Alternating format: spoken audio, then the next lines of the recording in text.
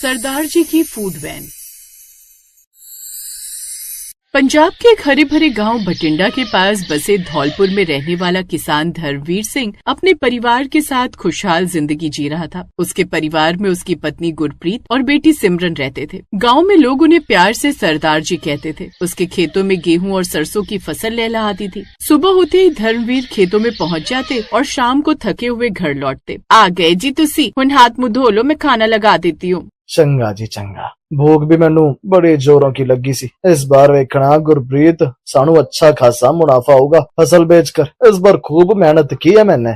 वाहिगुरु जी मेहर करिए, ऐसा ही होगा जी। लेकिन कहते हैं ना, कल क्या होगा ये भला किसको पता। ऐसे ही कुछ दिन बीते और एक रोज आसमान अचानक काले बादलों से भर गया। तेज बारिश शुरू हुई। ओ जी, आज तो बहुत तेज बारिश हो रही है। ओ ये तो चंगी गल है ना गुरप्रीत, खेतों के लिए तो बारिश अच्छी होती है। चल अब चलकर सोचा। लेकिन वो नहीं जानते थे कि ये बारिश तबाही बनकर आने वाली है। बारिश कई दिनों तक लगातार होती रही और फिर एक रात गांव में अफरा तफरी मच गई। बचाओ बचाओ, बाढ़ आ गई, जल्दी करो, सब अपने अपने घर खाली करो। आवाज सुनकर धर्मवीर बाहर दौड़े हुए आए। उन्होंने देखा चारों तरफ पानी ही पानी था। खेत पूरी तरह डूब चुके थे। हे वाहिगुरु, मेरी पूरी फसल खराब होगी, मैं तो बर्बाद हो गया। फिर कुछ ही घंटों में पानी उनके घर तक पहुंच गया। धीरे धीरे पानी उनके कमरे में भी भरने लगा। उनकी बेटी सिमरन रोते हुए बोली, पापा मेरा घर डूब जाएगा क्या?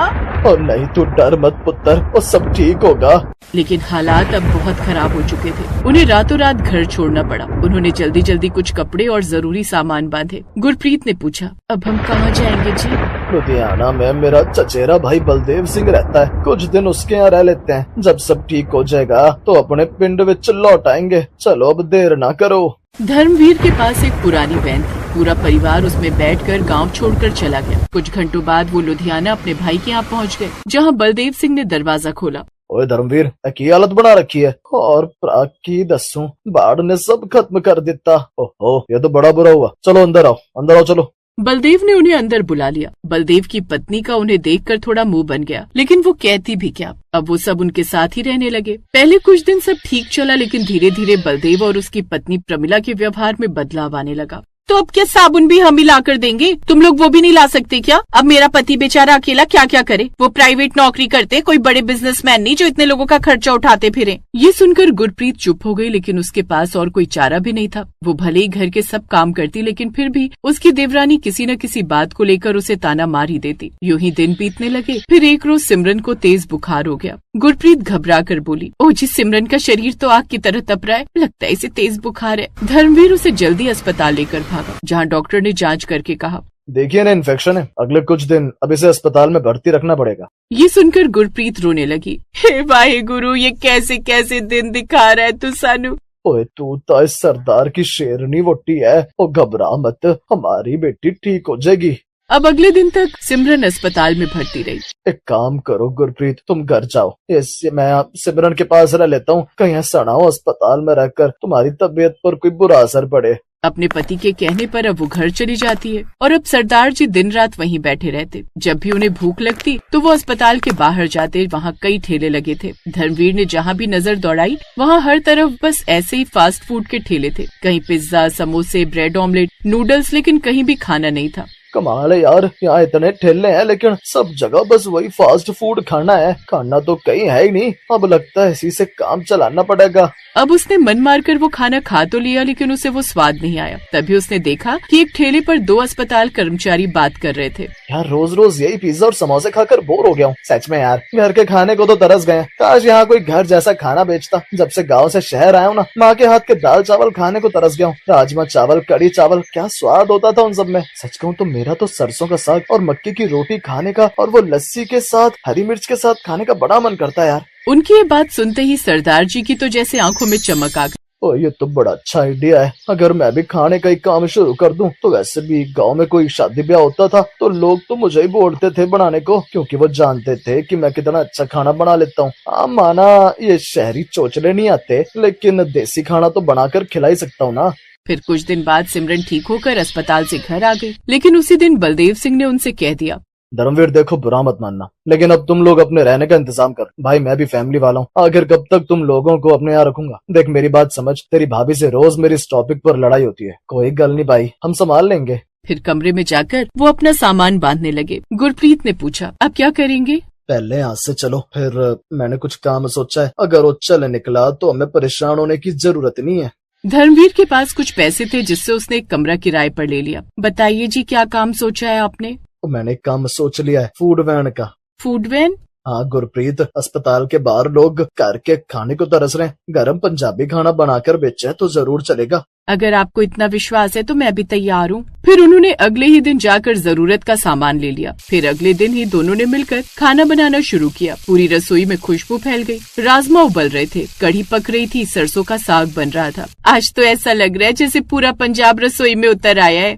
हाँ गुरप्रीत, बस आज हमारी किस्मत भी बदल जाए। अब उन्होंने सब बनाकर तैयार किया। राजमा चावल, कढ़ी चावल, मक्के की रोटी और सरसों का साग, इसके साथ में ठंडी ठंडी लस्सी। फिर सब कुछ बड़े बड़े कंटेनर में वैन में रखा गया। कुछ देर बाद वो अपनी वैन लेकर अस्पताल के बाहर पहुंच गए। वैन के ऊपर उन्होंने बोर्ड लगाया, सरदार जी की फूड वैन, घर जैसा पंजाबी खाना। जैसे ही लंच टाइम शुरू हुआ तो लोग बाहर आए खाना खाने के लिए। शुरू में लोग दूर से देख रहे थे, फिर एक नर्स उनके पास आई। जी, क्या मिलता है यहाँ? ओ बहन जी, राजमा चावल, कढ़ी चावल, सरसों का साग, सब घर जैसा। एक बार खा कर तो देखो। अच्छा ये बात है तो एक प्लेट लगा दो। फिर नर्स ने एक प्लेट ली। जैसे ही उसने पहला कौर खाया उसकी आंखें चमक उठी। वाह, बिल्कुल घर जैसा स्वाद। तभी वो दोनों लड़के भी वहाँ आ गए। उन्होंने जैसे ही राजमा चावल और सरसों का साग वहाँ देखा तो उनका मन खुश हो गया। वाह भाई, जल्दी से हमारे लिए भी एक प्लेट लगा दो। मैं तो राजमा चावल खाऊंगा और मैं तो सरसों का साग और मक्के की रोटी, साथ में लस्सी भी। फिर कुछ ही मिनटों में खबर फैल गई। लोग लाइन में लगने लगे और कुछ देर बाद तो अस्पताल के डॉक्टर भी आ गए। एक डॉक्टर ने पूछा, ये खाना आपने बनाया है? जी हाँ जी, मैंने ही और मेरी वोटी मतलब मेरी कलाड़ी ने बनाया है। वाह, कमाल का स्वाद है। अब देखते ही देखते वैन के सामने भीड़ लग गई। कोई राजमा ले रहा था, कोई लस्सी, कोई कढ़ी चावल तो कोई कुल्हड़ वाली खीर। शाम तक सारा खाना खत्म हो गया। सरदार जी ने आसमान की ओर देखा। वाहिगुरु, तूने फिर से जीने का रास्ता दे दिता। कुछ ही महीनों में सरदार जी की फूड वैन अस्पताल के बाहर सबसे मशहूर बन गई। लोग दूर दूर से आते। कोई कहता कि यहाँ घर का स्वाद मिलता है तो कोई कहता यहाँ दिल से खाना बनता है। फिर एक दिन सिमरन ने पूछा, पापा क्या हम फिर अपने गांव लौटेंगे? सरदार जी मुस्कुराए। हाँ पुत्र, एक दिन नया घर भी बनेगा और खेत भी। पुत्र, मुसीबत इंसान को तोड़ने नहीं, उसनों नया रास्ता दिखाने आती है। गुरप्रीत ने भी सिर हिलाया और उनकी नई जिंदगी की कहानी वहीं से शुरू हो गई। अब वो खूब अच्छी कमाई करने लगे और पूरे लुधियाना में फेमस हो गए। कुछ समय बाद उसने लुधियाना में भी खुद का बड़ा सा घर ले लिया। साथ ही उन्होंने अपने गांव में भी पक्का घर बना लिया।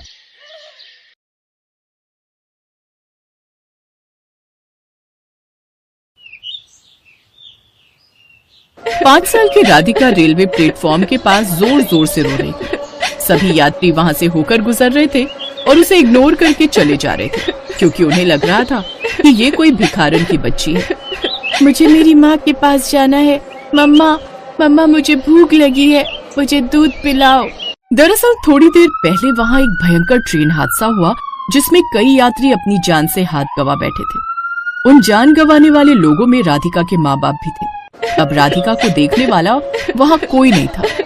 इधर उधर भटकते वो कुछ भिखारियों के ग्रुप में पहुंच गई और उन्हीं बच्चों के साथ खेलने लगी।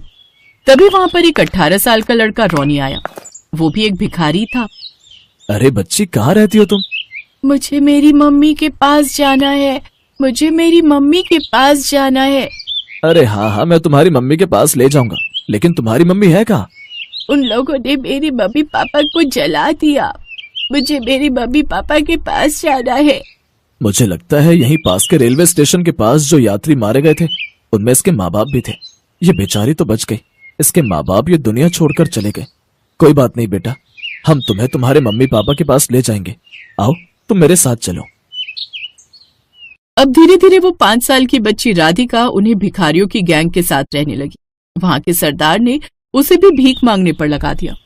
लेकिन राधिका जैसे जैसे बड़ी हुई वैसे ही वो एक सरकारी स्कूल के पीछे बैठकर खिड़की से पढ़ाई किया करती थी।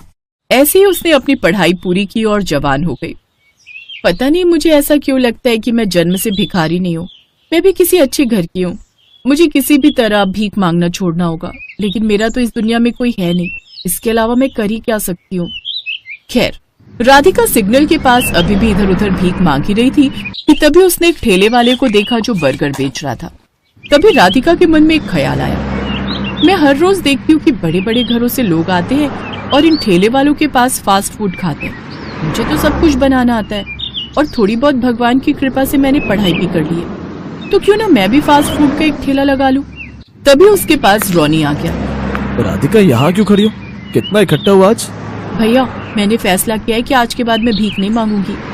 धीरे धीरे बोलो, अगर सरदार ने सुन लिया ना तो तुम्हारे हाथ पैर काट कर भीख मंगवाएंगे। तुम्हें पता है ना, इन झुग्गी झोपड़ी वालों ने तुम्हें पाला है और तुम्हारा इस्तेमाल वो लोग भीख मंगवाने के लिए करते थे। रोनी भैया, मैं आपको बचपन से ही बड़ा भाई मानती हूँ। मुझे पता नहीं बचपन से क्यों लगता है कि मैं किसी अच्छे घर से हूँ। अब मैं बड़ी हो गई हूँ, मैं कुछ और काम कर लूंगी पर मैं भीख नहीं मांगूंगी। राधिका, जो तुझे लगता है वो सही लगता है। जब तू 5 साल की थी तो शायद तेरे माँ बाप एक ट्रेन हादसे में गुजर गए थे। तो मुझे रेलवे ट्रैक पर मिली थी और मैं ही तुझे इस इलाके में ले आया। लेकिन अगर तू भीख मांगना छोड़ना चाहती है तो तू यहाँ से कहीं दूर निकल जा। अगर इन लोगों ने देख लिया ना तो तेरे हाथ पैर काट देंगे। ठीक है भैया, मैं यहाँ से दूर किसी गांव में निकल जाती हूँ और वहीं पर कोई अपना धंधा कर लूंगी। मैंने ढेर सारे पैसे भी इकट्ठा कर लिए भैया। अरे वाह, ये तो बड़ी अच्छी बात है। ऐसा कर, ये ले, मेरे पास भी कुछ पैसे हैं, ये भी तू ले ले। पर मुझे बता देना किस गांव में जा रही है। मैं तुझसे मिलने चुपके चुपके आया करूंगा। अब जल्दी से यहाँ से निकल जा। भैया, यहाँ से 100 किलोमीटर दूर भगवानगढ़ नाम का एक गांव है। मैं उसी गांव में जा रही हूँ। उस गांव के बारे में मैंने पढ़ा है। वो गांव बहुत पिछड़ा है। उस गांव में मैं फास्ट फूड का ठेला लगाऊंगी तो मेरा धंधा खूब चलने लगेगा। ठीक है, तू निकल, वरना अगर किसी ने सुन लिया तो तू आजाद नहीं हो पाएगी। राधिका ने तुरंत ट्रेन पकड़ी और वहाँ से भगवानगढ़ गांव निकल गई। अब राधिका पूरी तरह अकेली हो चुकी थी, लेकिन अंदर से वो बहुत स्ट्रांग थी। मैं अकेली इस गांव में तो आ गई हूँ, पर मैं फास्ट फूड का ठेला लगाऊंगी कहाँ और कैसे? ऐसा करती हूँ, इस गांव में कोई ना कोई प्रधान तो होगा ही। मैं उनसे जाकर परमिशन ले लेती हूँ। राधिका ने गांव के प्रधान का पता लगाया और उनकी हवेली पर पहुंच गई। प्रधान जी, मैं एक अनाथ लड़की हूँ। इससे पहले मैं यहाँ से 100 किलोमीटर दूर एक अनाथ आश्रम में रहती थी, पर अब मैं अपने दम पर कुछ करना चाहती हूँ। मैंने कुछ पैसे इकट्ठा किए हैं और इस गांव में फास्ट फूड का एक ठेला लगाना चाहती हूँ। अगर आप परमिशन दे दें तो। अरे क्यों नहीं बेटा, तुम एक अनाथ लड़की होकर भी खुद के दम पर कुछ करना चाहती हो तो मैं भला परमिशन क्यों नहीं दूंगा। लेकिन हर महीने जो भी कमाई हो उसका 10% हमें देना पड़ेगा। तुम्हारी सुरक्षा की जिम्मेदारी हमारी। राधिका ये सुनकर बहुत खुश हो गई, लेकिन हर चीज इतनी आसान लगती तो है पर होती नहीं। प्रधान के आसपास जो लड़के खड़े थे वो घूर घूर कर राधिका को देख रहे थे और लार टपका रहे थे। खैर, उस गांव में कोई दूसरी फास्ट फूड की दुकान थी नहीं, तो अगले ही दिन से लोग उसकी दुकान पर आने लगे। बेटिया, जरा 2 समोसे और एक गर्मा गर्म चाय पिलाओ। अरे क्यों नहीं चाचा, अभी लो। ये लो चाचा, गर्मा गर्म चाय और समोसे। चाचा, मेरे हाथ के पकौड़े खाकर देखो, अगर मजा ना आ जाए तो पैसे मत देना तुम। बेटिया, हमको तुम्हारे बोलने का तरीका बड़ा मजेदार लगता है। तुम हमेशा ऐसे ही खुश रहना, और तुमने जब बोल ही दिया है तो पकौड़े भी दे ही दो। ये सब हमारे मित्र हैं, इनको भी चाय पकौड़े खिला दो, सबका पैसा मैं दूंगा। राधिका ने सभी को चाय पकौड़े खिलाए। सभी को उसके हाथों का फास्ट फूड बहुत पसंद आया। धीरे धीरे उसकी दुकान चल पड़ी। आसपास के गांव के लोग भी वहां पर आने लगे। फिर एक रात जब वो अपने तंबू में सो रही थी तो प्रधान के वही छिछोरे लड़के उसके पास आए। अरे सुंदरी, तुम्हारे हाथों का स्वाद तो इस गांव को बहुत पसंद है, क्या तुम अपना स्वाद चखाओगी? तुम लोग इतनी रात में यहाँ क्या कर रहे हो? मैं तुम जैसे लड़कों को अच्छी तरह समझती हूँ। मेरे साथ छेड़खानी करने आए हो? अरे वाह दोस्तों, लड़की तो जरूरत से ज्यादा ही चालाक है।